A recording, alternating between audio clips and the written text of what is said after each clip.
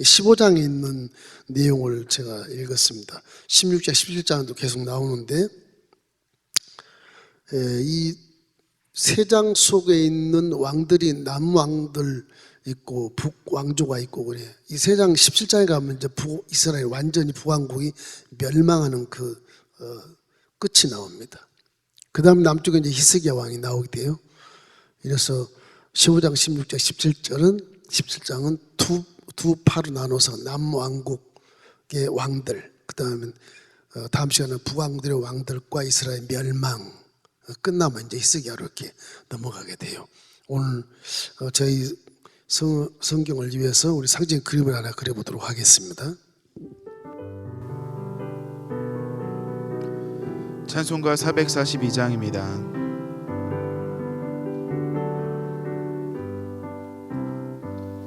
저장 및 꽃 위에 있을 아직 맺혀 있는 그때에 귀에 있는 이 소리 들리니 주 음성 분명하다. 주님 나와 동행을 하면서 나를 친구 삼으셨네. 우리 서로 받은 그 기쁨을 알 사람이 없도다.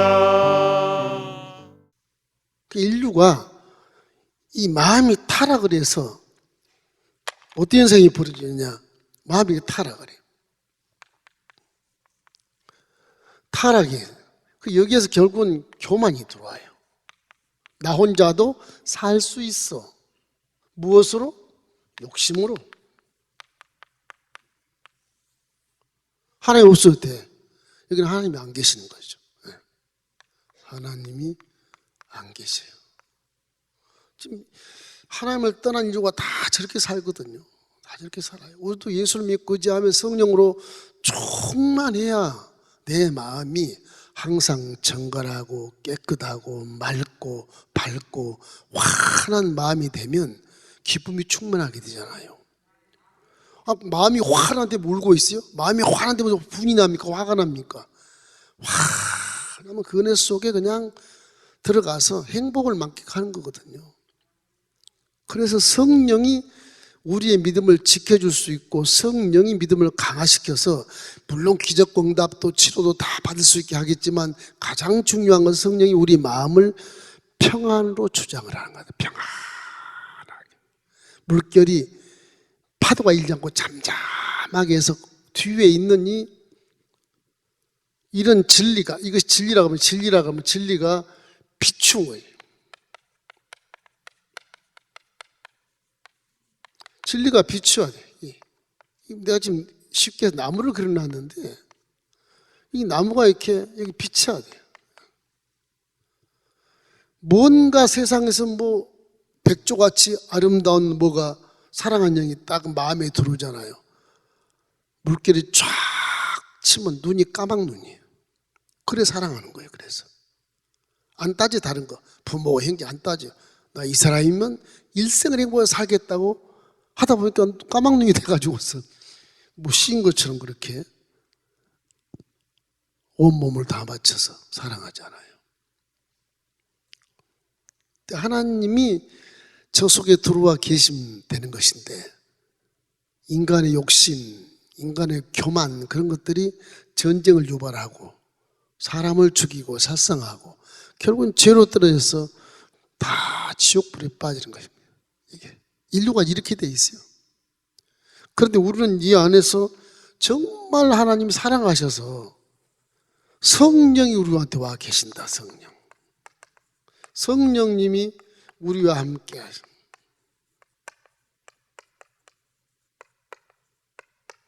이게 믿음이거든.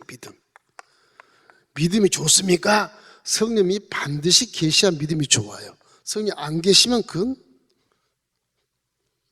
사귈 수도 있어요. 심각하게 얘기하면. 성령이 충만해야 내 마음을 지킬 수가 있어.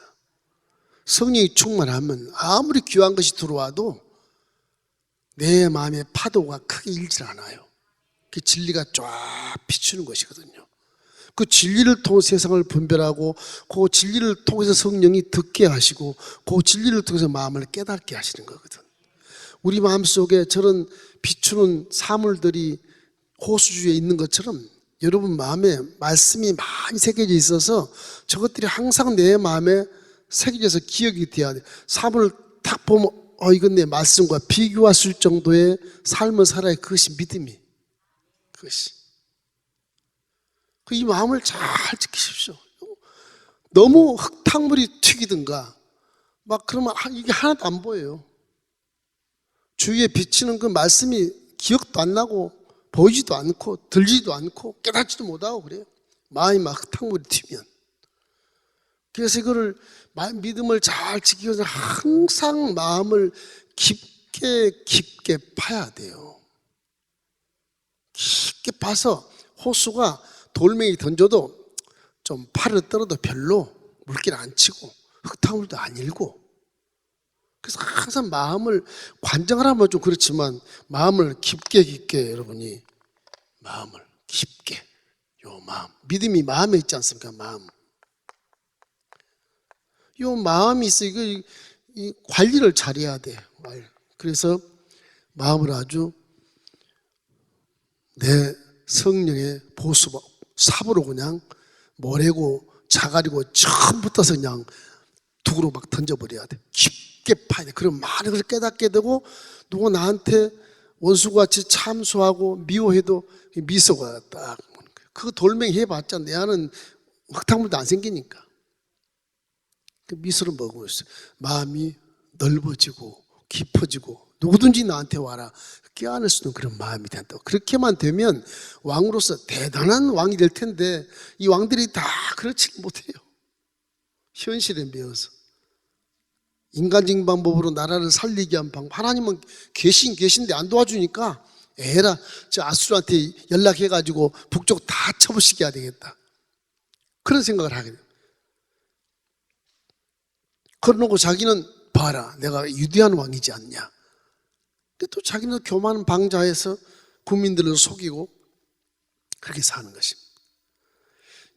자, 여기 이제 15장부터 17장까지 있는 15장에 보면 아사라라고 하는 왕이 나와요.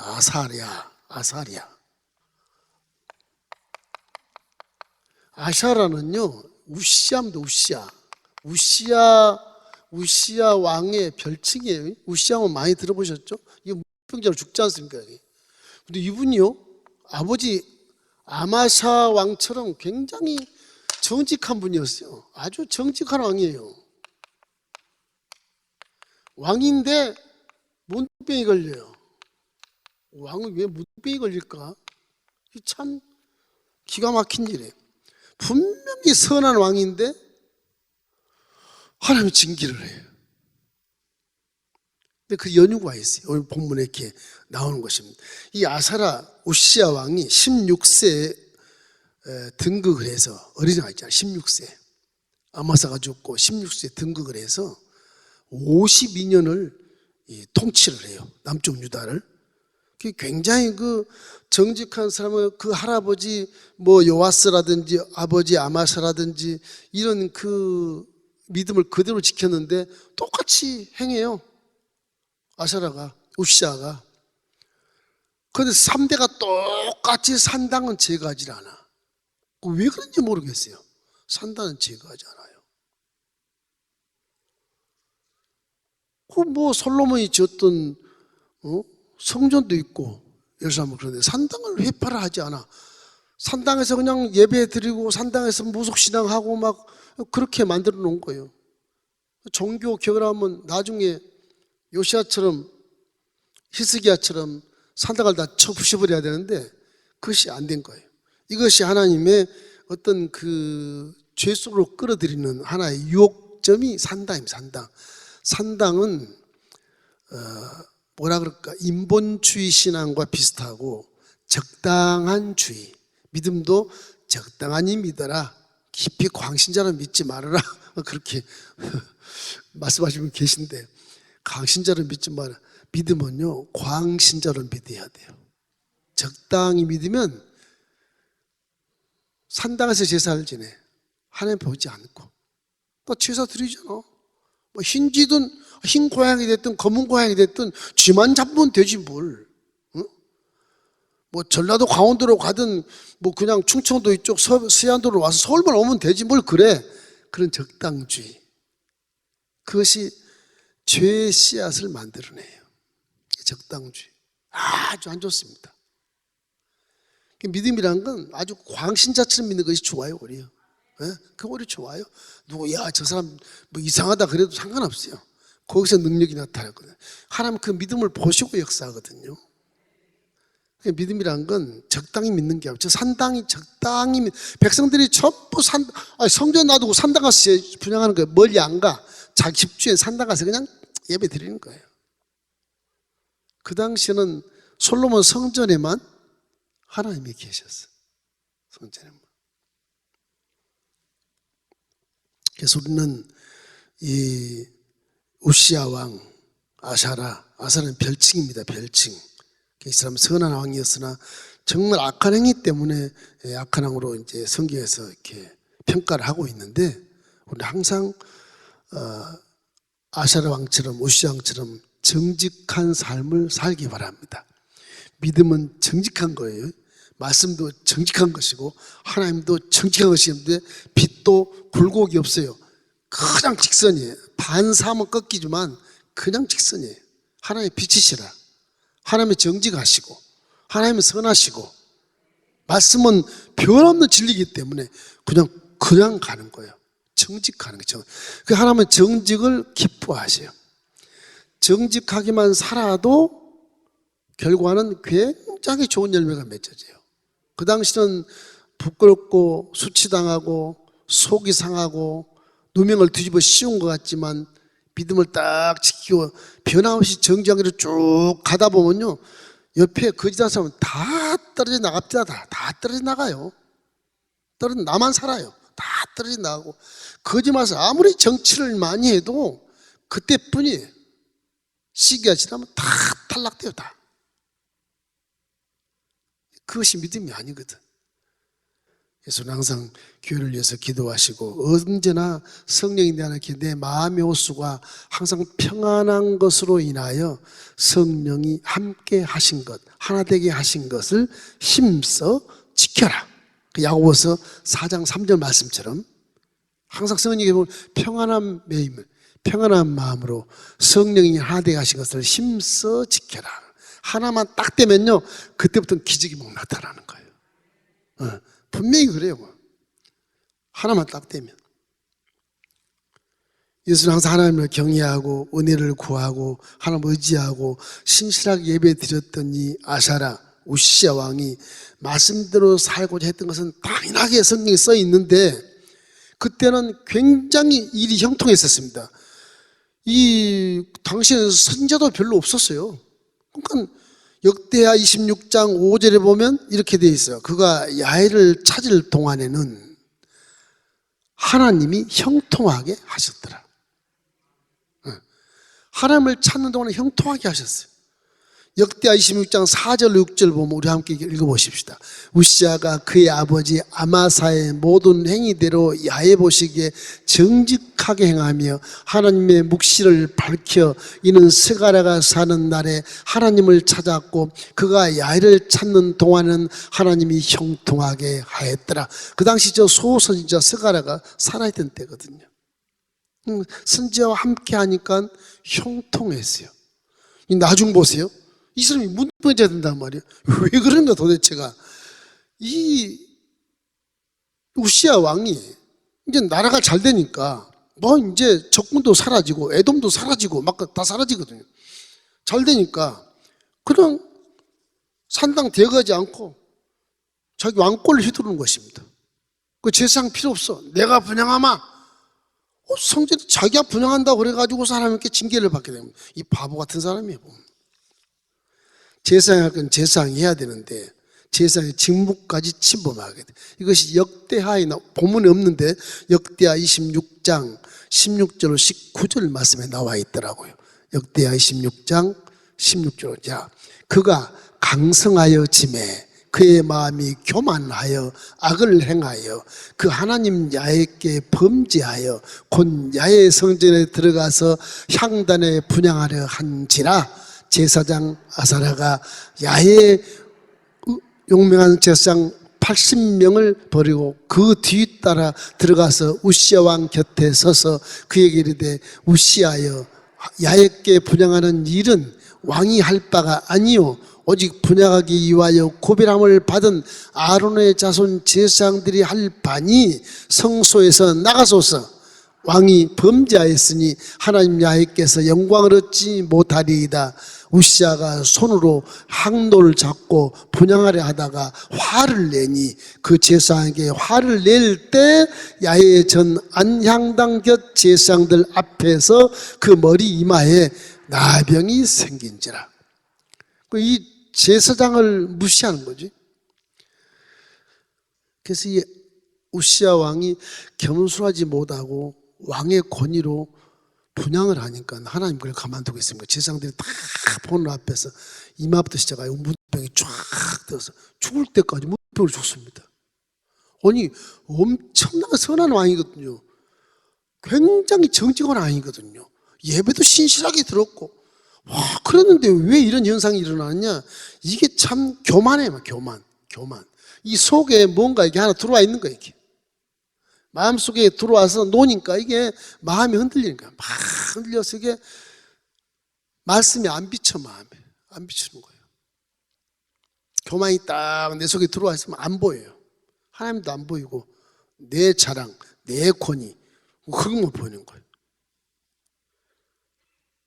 그래서 결국 나중에 요담이 왕이 되게 되는 것인데, 이 참 문무에던 이 우시야 왕 정말 답답하기 짝이 없는 사람이에요. 정말 답답해요. 교만은 그래서요, 지난 시간에 얘기했듯이 교만은 앞으로의 그 길을 못 봅니다. 상황을 안 보여요. 상황이 안 보여요. 교만은 이웃도 잘 안 보여요. 내 자랑만 내세우게 되지. 그래서 망하는 거예요. 친구도 다 떠나버리고 혼자 중얼거리다가 혼자 외로워서 죽는 거예요. 교만이라는 게 함께 하질 못해요. 교만은 패망의 선봉이고 거만하면 너버 집의 앞잡이니라 그렇게 말한 것처럼 교만은 우리 신앙생활에 가장 안 좋은 겁니다. 하나님이 첫째로 교만을 싫어해요. 아담과 하하가 내가 하나님이 되겠다. 교만이잖아요. 먹지 말으면 안 먹여야 되는데 저건 먹고 내가 하나님 되겠다. 하나님과 대적하는 거잖아. 루시아하고 똑같아. 사단하고.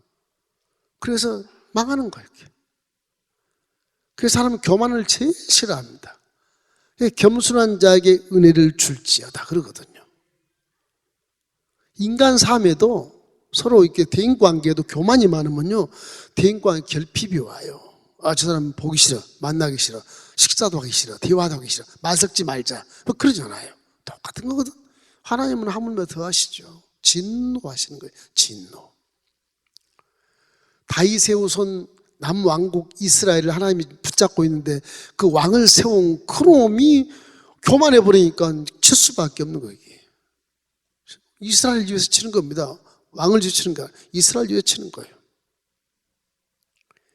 그 다음에 유당 이제 요담이, 우시야의 아들 요담이 왕이 됩니다. 요담도 25세 왕이 되는데 16년간 통치를 하고, 이 우시야 같이 유당과 요담도 아주 정직하게 해요. 정직한 삶을 살아요. 열왕기하 15장 34절로 35절 우리 함께 읽겠습니다. 요담이 그의 아버지 우시야의 모든 행위대로 야훼께서 보시기에 정직히 행하였으나 오직 산당을 제거하지 아니하였으므로 백성이 여전히 그 산당에서 제사를 드리며 분향하였더라. 요담이 야훼 성전의 윗문을 건축하니라. 요담은 저 성전 윗문을 건축한다는 것이 하나님께 굉장히 영광이 되는 거예요. 요담이 약간 산당은 제거하지 않았지만은 성벽을 건축하고 문을 건축했기 때문에, 그리고 망대를 건축했어요. 그래서 하나님이 암몬 자손을 치게 만들어.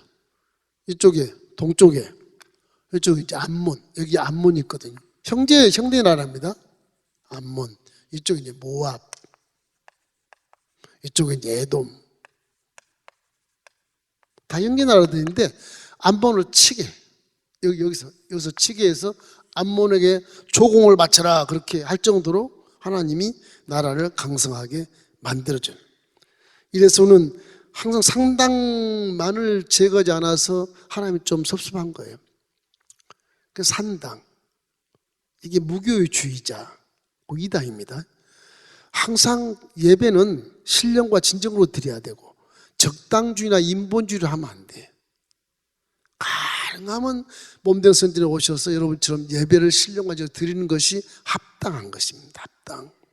신약시대에 와서 내 몸도 성전이다. 그러니 나는 혼자 드리겠어. 근데 거기는 만든 것 같아도 말씀을 몰라서 그래. 서로가 하나가 돼 합력한 선을 이루기 위해서 교회를 예수님이 창설하신 것이거든요. 교회라는 건 믿는 자들이 하나님께 부름받아 다 와서 함께 예배를 드리는 것이거든. 예배를. 그러면서 친교를 해야 되고 봉사해야 되고 구제해야 되고 선교해야 되는 것이거든. 그러니까 그 가운데 서로가 부딪히면서 형제 자매 우위가 돈독하게 되고 이것이 이제 세상의 등대가 되게 하는 것이거든. 아무리 혼자 예배드리고 혼자 잘나서도 빛이 돼봤자 호롱불에 불과한 거란 말이에요. 그런 것입니다.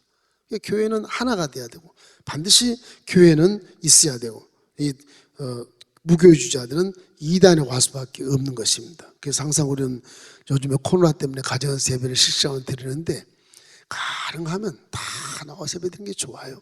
마스크 쓰시고요. 거리뛰기 하시고 뭐 연락 기심 나시면 뭐 집에서 실시간 예배 드리시고 그러면 되죠. 뭐 전부 나와서 100% 나와서 예배 드려도 끝도 없습니다, 여러분. 그래서 우리 자신이 주인이 되어버리면 교만이 되니까 항상 내 주인은 누구냐? 예수 그리스도가 돼야 된다. 구약 이상시의 남한국에는 하나님이 돼야 야훼가 돼야 되겠지만 지금은 은혜시대는 내 주인은 예수 그리스도가 될 때 내 안에는 성령이 그걸 보증해 주니까 성령이 내 눈을 열어 보게 하시고 귀를 열어 듣게 하시고 마음을 열어 깨닫게 해주시는 것입니다. 세 번째는 이제 아스라는 왕이 있어. 아스.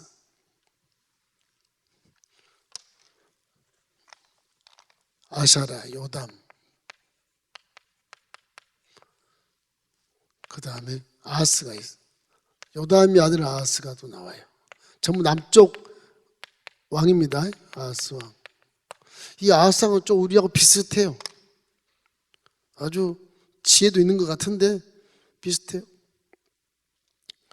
아하스는 20세의 왕이 돼서 예루살렘에서 한 16년간 통치를 합니다. 아하스 왕이 이제 이 남쪽 이스라엘의 12대 왕이에요. 12대 왕.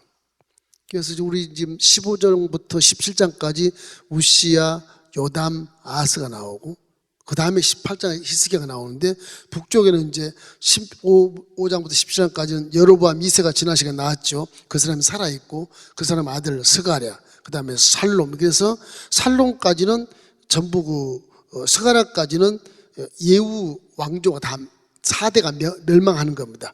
그리고 살롬이 이제 구테타에서 살롬이 왕이 돼요. 북에는 살롬이 돼서 딱 그건 뭐 그냥 조금 1개월 치리하다가 무나임이라는 사람이 또 구테타를 일으켜서 칠왕조가 나와서 그 무나임의 왕조로 가. 17장에 나와요. 17장에.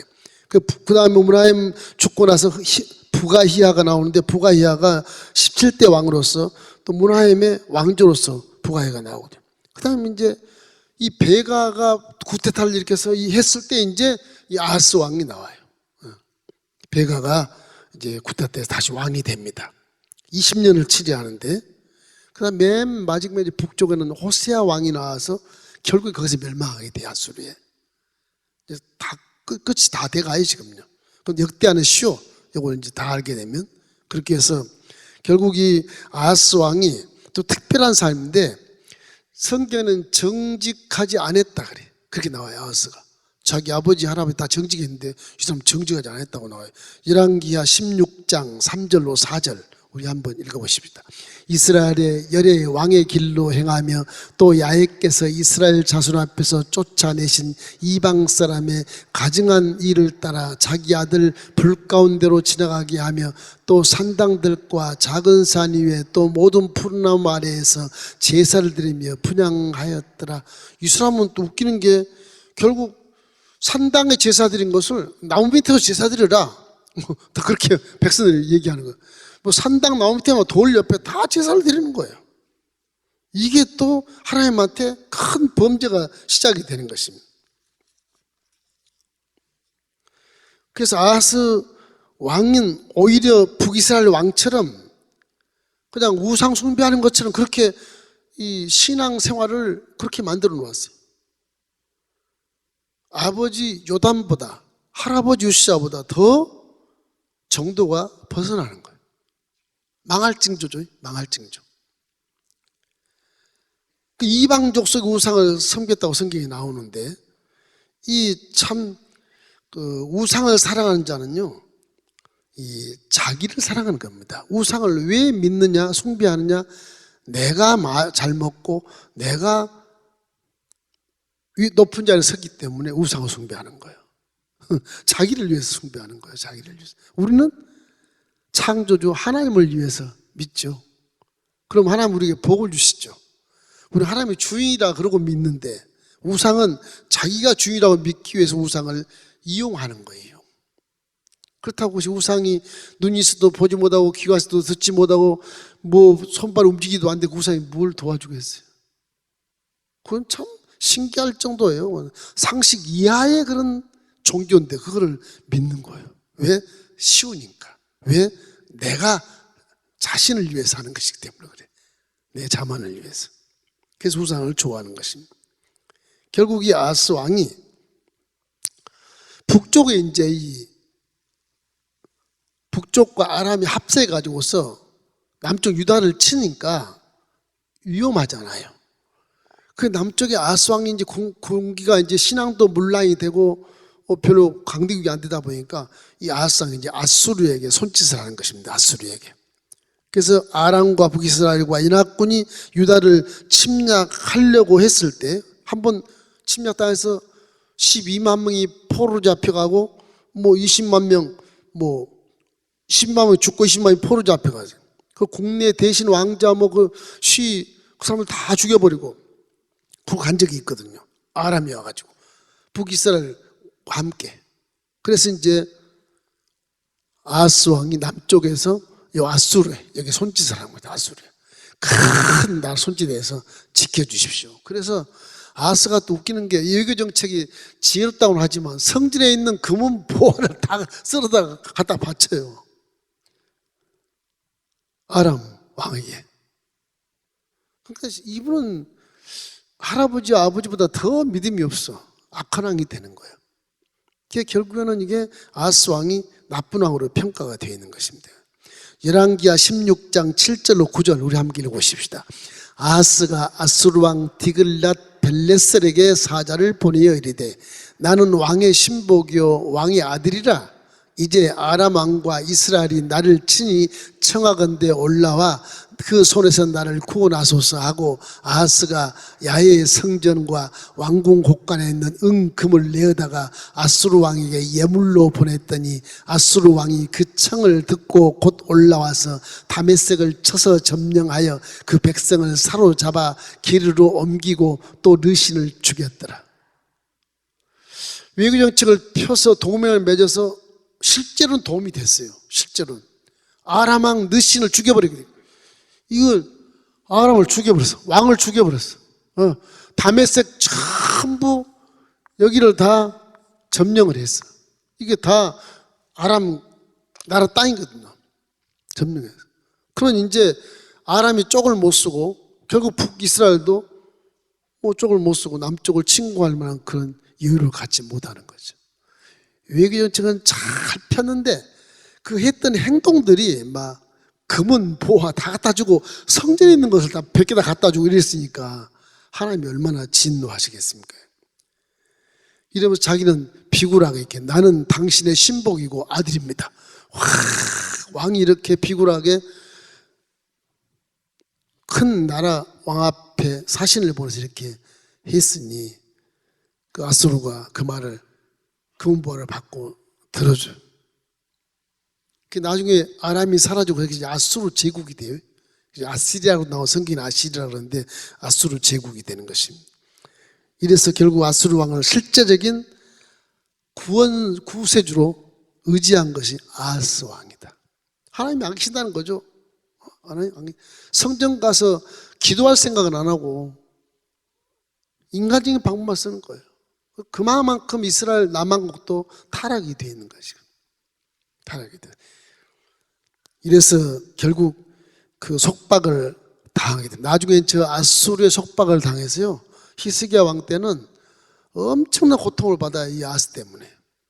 어마어마한 고통을 받아요. 선조 때문에. 그럼 이제 아하스는 저렇게 있다 보니까 이방 문화를 도입을 해요. 이방. 뭐 아수르 문화죠. 아수르 문화를 도입해요. 그래서 문화가 이제 바뀌어. 남한국인데 하나님의 성전은 그냥 회파되고 뭐 깨끗이 청소도 안 하고 예배도 잘 안 드리면서 아수르 문화를 가지고 와요. 와, 저 강대국, 선진국을 따라가는 거야. 선지국처럼 돼야 된다. 그게 인본주의죠, 그게. 선지국처럼 돼야 된다. 그래서 개방을 해서 아수르 문화를 전부 가져올 때 우상 숭배하는 것도 아수르 신을 숭배를 해. 하나님을 숭배하지 않고. 이건 천인 공동한 일이거든, 남유다에서. 제상이 있어, 제상. 우리아라고 있어.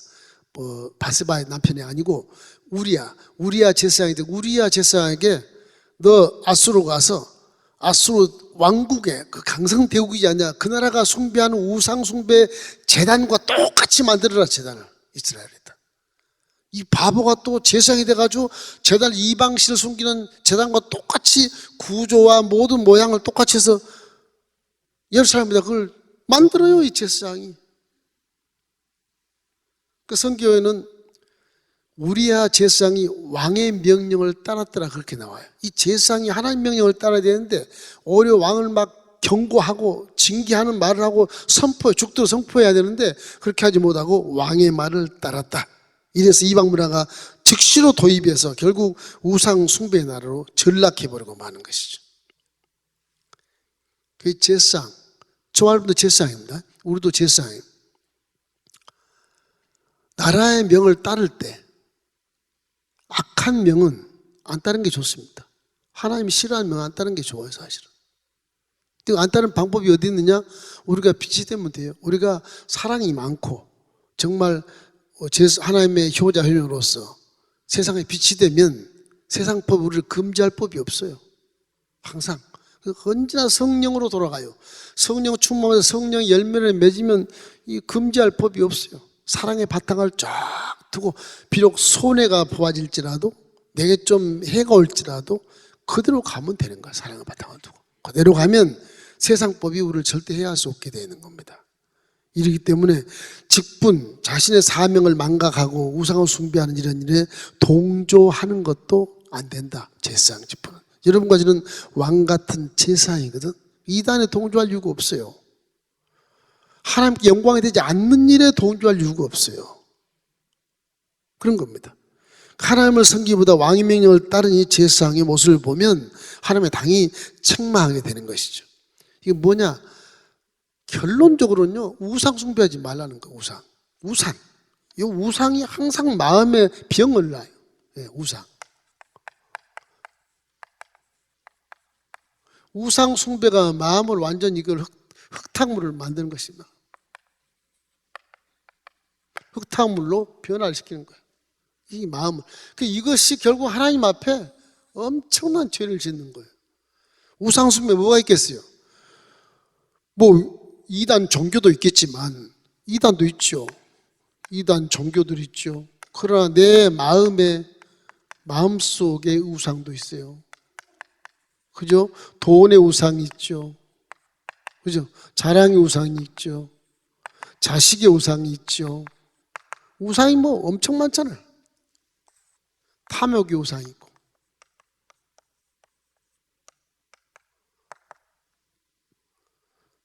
우상 숭배라는 게 그냥 뭐 불상의 전화무 숭배 그게 아니고 우리 마음속에 있는 우상 숭배를 다 제거해야 돼. 산당을 제거해버려야 내 마음이 하나님의 말씀이 쫙 비쳐서 성령이 분별하게 만드시고 듣게 만드시고 깨닫게 만들어 주시거든요. 그래서 회개하라는 것이죠. 그래서 회개. 항상 우리가 이게 버금가서 이 속에서 우리가 지금 결국 이거를 회개를 해야 돼. 회개하면 성령으로 충만하게 됩니다. 그래서 우리가 사람이 어떻게 살아야 될지, 어디로 가야 될지, 어떻게 해야 될지를 성령이 가르쳐 주시는 거예요. 진리를 딱 보면 어떻게 할지를 알게 되어 있어요. 진리는 항상 정직하고 선한 곳에 가거든요. 항상 사랑하는 곳에 가지 미운 데 안 가거든요. 미움을 갖는 자체가 내 속에 우상이 있어 그러는 거예요. 죄송한 게 아니에요. 미움 자체가 내가 우상이 있어 그런 거예요. 내 자신이 우상이 되는 거예요. 그게. 절대 미워하면 안 돼요. 미워하면 응답 올 것 같아요? 안 와요. 진리가 안 보인다니까 미워하면. 이게 안 보여요. 흙탕물이 튀어가지고 안 보이는 겁니다. 안 보여요. 그래서 하도 응답이 없으면 혹시나 미워한 사람이 없나 곰곰이 생각해 보셔야 돼요. 빨리 용서하고 벗어버려야 됩니다. 또 하나 있다면 하나님과 나와 관계가 회복이 되어 있는가? 내가 11조를 안 했나? 뭐 이런 거. 하나님과 관계에 대한 것을 확인해보고 그래야 되는 것입니다. 그래서 우리는 다 제사이기 때문에 이 시대에 죄악에 동조하지 말고 오히려 책망하고 말씀으로 메시지를 전하고 세상에 빛이 되는 여러분 되시길 주의 이름으로 축원합니다. 아수르의 방식대로 제사하는 이 아하스 왕이 이 선진국 방식을 따라 하다가 예배 방식도 확 바뀌어버린단 말이에요. 그러니 하나님이 가만히 계시겠어요? 그래서 아하스 왕이 16년간 유다를 다시 다 죽게 되는데 성경은 다윗의 길을 떠났다 그렇게 되어 있어요. 아하스 왕이 우상에 빠졌기 때문에. 이 사람은 강대국을 의지했다. 하나님을 의지하지 않고 강대국을 의지했다. 그래서 이 불신앙의 참 초래한 그 어두운 결과가 자기의 그 구원받은 자의 존귀함을 버려버리고 비굴한 그런 마음으로 강대국에 절을 하는 그런 모습이 돼버리고 나중에 결국 종속국이 돼버려요. 종속국이 되니까 이제 아수르가 전부 점령을 해버려요. 북까지 싹 점령했죠. 다행히 아수르에서 남쪽도 상당히 문제가 많고 뺏어가고 그렇게 했지만은 침탈했지만 나중에 바벨론 쪽이 생겨가지고 아수르를 엎어버리고 바벨론이 이제 남유다를 느부갓네살이 멸망시키 한 150년 후에 그 정도예요. 그러니까 우리 결론적으로 뭐냐? 하나님을 떠난 인류는 다 교만, 욕심, 이 두 가지가 우리 인생이 망망대해 이르피주가 돼서 흔들거리고 구토하고 멀미하고 뭐 배탈나고 뭐 잘못하면 풍랑맞아서 수장돼 버리고 그런 환경을 만들어 놓은 거예요. 이게. 근데 하나님은 그런 환경에서 우리를 구원해 준다는 사실이 얼마나 귀한 거예요. 그러니까 믿음이란 건 그래요. 아무것도 염려하지 말아라. 지금 파도가 칩니다. 지금 이게 지금 파도가 치는 환경을 만들어 놨거든요. 이르편주가 돼서 흔들거려. 풍랑이 뭐 뒤집어질까 염려스럽잖아요. 근데 우리 믿음은 뭐예요? 빌보서 4장 6절처럼 아무것도 염려하지 말아라. 풍랑쳐도 염려하지 마. 모든 일에 기도와 간구로 구하되 감사함으로 구해. 그럼 세상 풍랑이 나를 못하고 풍랑아 잠잠할지어다 바다야 잠잠하라. 예수님 말씀에서 잠잠해진 것처럼 그런 순풍의 돛을 달 수 있는 그런 기가 막힌 인생을 살아갈 수가 있는 것이 하나님을 믿는 믿음이. 사람이라는 삶 자체에 대한 것을 하나님 우리에게 가르쳐 주시기 때문에 어떤 상황에도 우리 시대는 세상 풍조를 따라 살면 안 되는 것입니다. 항상 하나님을 경외하고 날마다 십자가 은혜를 자꾸 바라봐야 돼요. 은혜예요, 은혜 사실은. 모든 것이 은혜인데 그 은혜를 자꾸 잊어버리거든요. 잊어버려 자꾸. 은혜 속에 들어오면 믿음이 존재하고 있고 은혜 속에 들어오면 성령이 꿈틀거려서 눈을 들어서 보고 귀를 열어 듣고 마음을 열어 깨닫게 하고 말씀에 순종할 수 있도록 성령이 도와주신다니까요. 도와주세요. 그 은혜를 잃어버리면 안 돼. 은혜를 안 잃어버리면 감사가 나오는데 은혜를 잃어버리면 항상 불평하고 원망이 나오거든요. 누구나 다 마찬가지. 은혜를 기억하고 있으면 벼락이 쳐도 놀라지 않습니다. 평안해요, 마음이. 저 안으로 이 땅이 꺼져도 평안의 은혜가 있으면요. 은혜를 자꾸 내 목걸이에 십자가를 걸고도 자꾸 잊어버려요. 싸우고 막 분쟁하고 정죄하고 비판하고 뭐 이런 거 믿음이 없어 그런 거. 은혜를 자꾸 기어 은혜를 제3을 받은 그런 은혜가 내 속에 있다고 딱 이렇게 증명하고 자랑하지 말고 자랑할 필요 없잖아요. 딱 속에 가슴에 확 찍어 놓든지 좀 그래가지고 수술해서 넣어 놓든지 그걸 자꾸 이렇게 생각하고 살면 믿음이 흔들리지 않아요. 어려운 일이 당해도 평안한 마음으로 기도하지 흔들리지 않습니다. 믿음의 관리를 그렇게 하시기를 주의 이름으로 축원합니다.